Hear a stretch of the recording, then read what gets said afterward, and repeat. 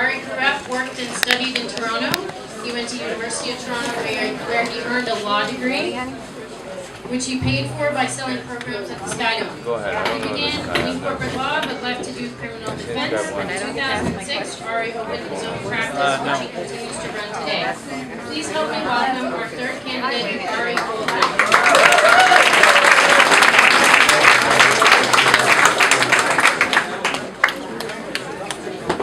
Hi everybody, how are you? This is quite the gathering, and I really love the idea that this is a town hall and there's a dog in the front row, so if any of you know who I am, I'm happy about that. Welcome, Angel. So, I understand that the idea is that I'm going to speak for about 10 minutes, and then I'm going to, 5 minutes? By the way, hi Jeff, thanks for having me. And then we're going to take a whole bunch of questions. Now, at the risk of embarrassing myself, because I am unscripted, how many of you know who I am, what my policy or plan are, have a clue about what I'm about? Anybody? That's pretty good. Okay. So I appreciate that. So let me tell you a little bit about how I got here, what I basically stand for, and then fire some questions at me. I don't know if my answers will get huge boos or cheers. Either way, I'm going to give you straight answers. So one of the things that I just heard asked as I was standing by the door is somebody asked a previous candidate a question about rich, white, and some other things. And so much of what my platform is about, for anybody who's paying attention to it, and so many people are now, and I've been so humbled by that, is that this city, at its fundamental core, and it affects every issue that we could talk about tonight, and I'll stay longer if anybody has questions, is income inequality. And it is something that I live and breathe, even though I stand here and can be described a certain way. If any of you have seen profiles of me, you know where I started, you know how I grew up. I lived with my grandparents from the time I was 11, put myself through school. Many of you may know what I do for a living. Well, that may be. But I get a lot of flack for what I do, but to let you know, because it's something I'm very proud of, I'm a criminal defense lawyer. And as much as I get flack for it, and death threats, and hate, and all of this, every day of my life, I see over and over how so many people in society often get a raw deal through no fault of their own. And I guess, because I'm watching the clock, Jeff, the reason I introduce this, because I can go into a big spiel about who I am and all of this, every issue that we can talk about tonight, I look through the lens of income inequality. And you might say, well, how does that affect transit and my views on transit? Well, there are hundreds of thousands of Torontonians who don't have the same access to transit that somebody who might be living at Bloor and St. George has. And when we want to talk about affordable housing, and I want to talk about childcare, and I hope you indulge me tonight in some questions, because these are things that I'm passionate about. Many of you know my policy that I put out on mental health, because this is something I talked about the day I launched. I hope anybody here who's married to or is a police officer isn't going to get mad at me, but I have huge issues with the police budget, that we spend $1 billion on the police budget. And I say this, sometimes when I talk about this I get booed out of the room, and I'm okay with it, and I'm friends with lots of police officers because there are great ones. But we can spend $1 billion on a police budget, but we can't find $1 million to take care of mentally ill people or do micro-housing. I mean, I can get really boring and policy wonky here. No shit. You know, as many of you know, I am actually interested in policy. And to the question, as I said, that introduced my talk now, which was about whether you're a rich, straight, white man, or you're an immigrant female who's worked her life to make the city better, or you're a Ford. You know, I'm, as many of you know, and I said this the other night in debate in Regent Park, this may be politically incorrect. I'm a lot less interested in who the demographic is of the person, rich, poor, white, black, Asian. I'm much more interested in what they stand for. Because somebody who may fit the right demographic profile may have policies that will never help anybody. And I will end this, because I know you want to get right to questions, Jeff. I'm easy. Is one of the things that has, that was cute. One of the things that, not that easy. one of the things that led me to this point, and I want to be very, very clear, because many of you in this room who don't know me, who are hearing me for the first time, or have heard me on Metro Morning, or seen me in debates, and you all know I'm now being shut out of debates because of the fracas of what's gone on, so tomorrow at CBC, not welcome, I hope that changes in City, is even if you have a preferred candidate, and I am guessing that maybe 75% of you do. You're aligned to somebody, you have a feeling that you're going to cast your vote. All I'm asking you to do is take a look at my plan and platform at ariformayor.com, because on each issue that we'll talk about tonight, and I mean each issue, even ones that don't draw votes, I talk about things that I know will never get me a vote. I don't care, because I talk about the things I believe in. I ask you to compare before you cast a vote, even though I have no name recognition, I'm not famous, but I've earned my way from 1 of 60 to number 4, and I actually am very proud of that.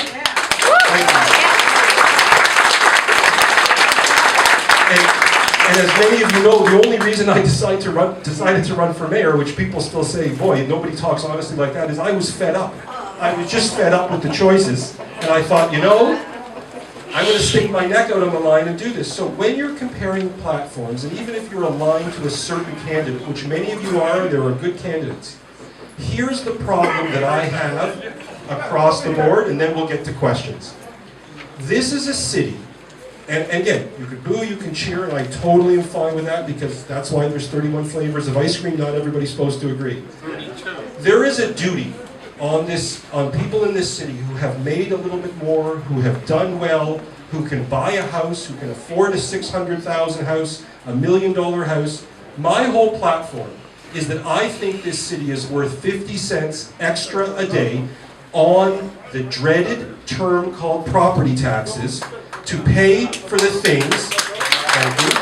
Sometimes I get booed when I say that, depending on what part of the city I'm in. Yeah. But I really don't, the question that I ask, and I ask everybody, whenever I talk to them is, who are we as a city? Are we a city that just comes into a room, and I didn't hear the last presentations, but I've debated 10 times, I've heard all the lines, and at the end of the day, nobody's life is going to get better because candidates just offer a big warm hug. And you know, you hear terms like invest now, and property taxes at the rate of inflation, at or around the rate of inflation. We need to invest in this city. We have to spend some money to make this city better and to not leave people behind.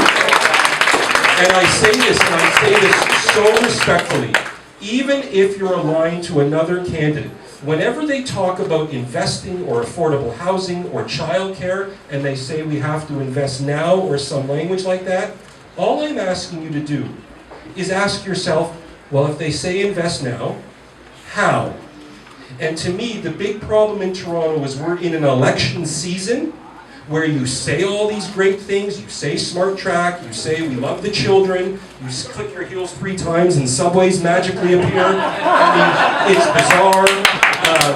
You all may know what I said. There was a debate today, and you know, it's like everything coming out of the mouth is in 4 years, we're going to be back here, it's going to be the same problems, transit will still stink, gridlock will still be terrible. So I'm just asking you to take a look, because at the end of the day, the one thing that makes a difference is when Toronto together, not this one Toronto, because I don't really buy into that, when Toronto together says, you know what, we're willing to put up a bit because our city is worth it. That's the premise of my plan. Let me stop there, because I'm watching the time. Thank you. I have no idea what I'm going to be asked, but here we go. I'm going to ask you the same question I asked the other candidates. What's your plan for childcare in the city? All right, so that's a huge one, and I look at this through a totally different lens. Now, sometimes I zip it when I talk about other candidates because, you know, you're not supposed to. So, there is a plan out there that talks about 3,000 childcare spaces. And I know that many people are devout fans of that person, and that person has earned your respect. But 3,000 childcare spaces doesn't even begin to make a dent in the tens and 20 and 30 and hundreds of thousands of people that not only need childcare now, but who are coming into the city every year. Because many of you know the numbers of people who come into the city, new immigrants, new residents, and they almost always have young children. I have a plan, and here's what I'm going to do that's bizarre, and I'm doing this, Jeff, just in the interest of time, and I want you all to understand who I am. I actually wrote out a 4-page childcare policy.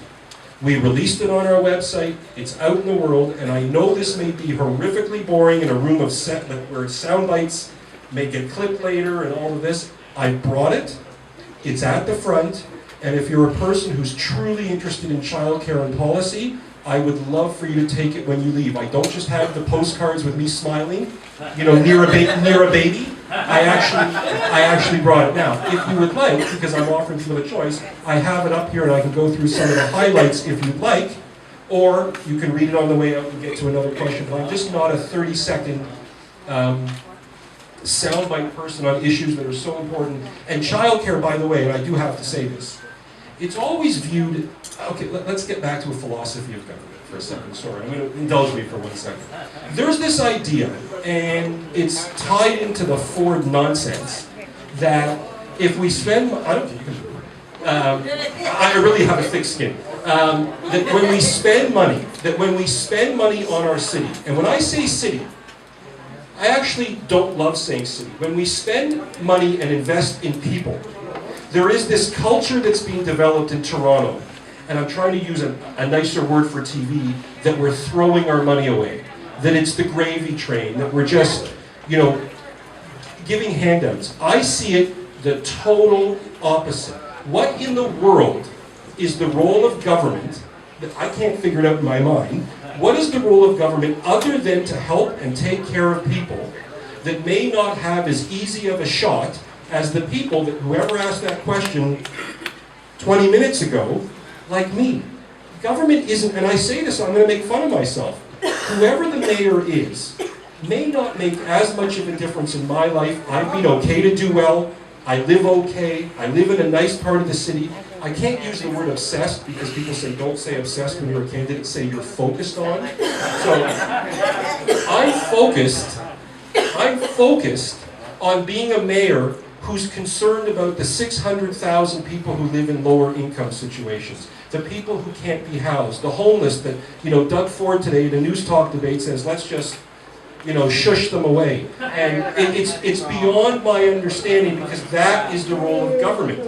That's the role of government. So you want me to hit a couple of highlights or do you want to move to the next one? Let's move to the next, but it's all at the front, and I'm telling you, income security, food security, living wage, for people who are, everybody know what a living wage is?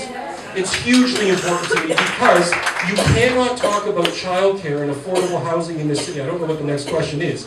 You cannot talk about those issues without the huge problem that people's incomes, and I know I'm getting a little bit boring here, people's incomes are not rising at the level that rents or the price of living in the city is. And until there is a mayor who takes their head from out of the sand and brings it up and says, you know, this isn't a city where everybody is doing well, like some say, because of the stupid cranes in the sky. There are many, many people who aren't benefiting from that, and those are the people I'm interested in. Sorry. Question from the back here.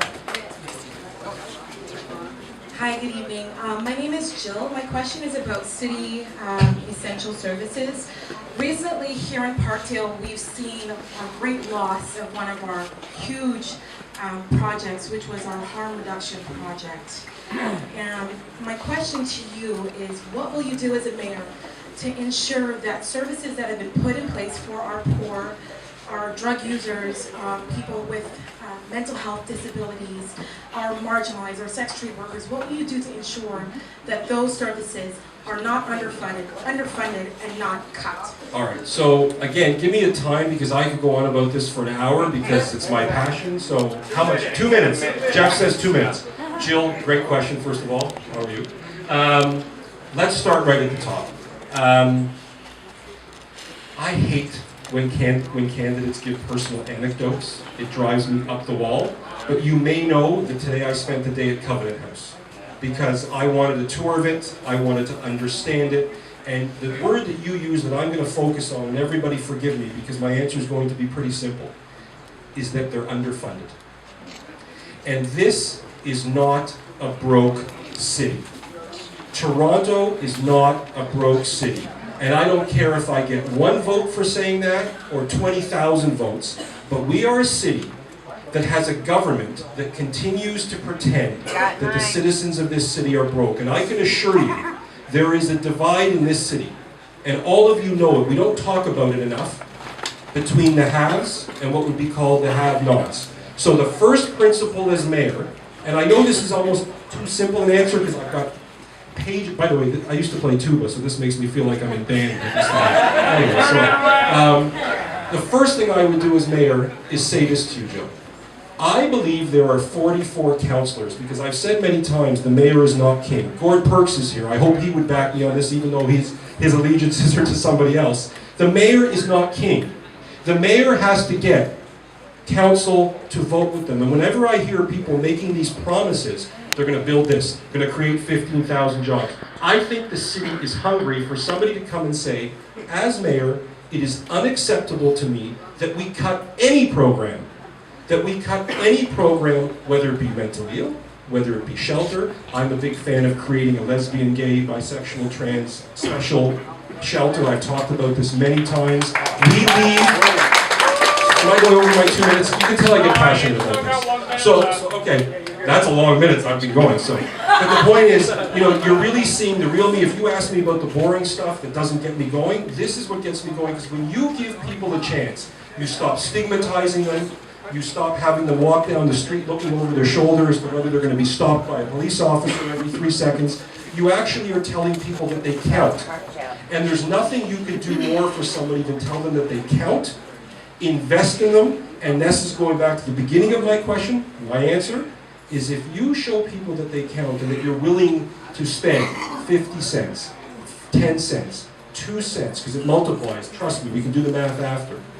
You are going to make that money back, and to go into an area I don't like to go to, you're going to turn that person into a productive taxpayer. They're going to find a home. They're going to be more stable. So, Jill, I'm hoping I'm answering your question in terms of my attitude about this. I'm very focused on these issues, but if you want more specifics, I actually have what I put out 3 weeks ago, and I'm not a soundbite guy, so I'm not out giving press conferences quoting silliness from 3 months. It's called my Peace of Mind Plan. It's literally called my Peace of Mind Plan, which addresses point by point every issue you've asked about. And I have it here. Okay, I have a question. Yeah, I got a question here. Hi, my name is Jim. I work in the Parkdale Tenants Association. Hello. We had a question earlier about land control, which is in the area of the province. So this is a 2-part question. What would you do as Only 1 second. I just can't hear you, so just give me 1 second. Why not? It's a stigma. So did you bring in I don't know what's happening, but I just want to make sure I hear the question. If you didn't Keep speaking. Sorry, as I said, I'm with the Parkdale Tenants Association, and the first question we have is, what would you do to lobby to return rent control from the province? And the second question is about landlord licensing. It's been on the books, and we've been pushing at the Parkdale Tenants Association for many years for that. Council, the last time they looked at it, turned it down, and we're wondering if you'd be open to that. Okay, so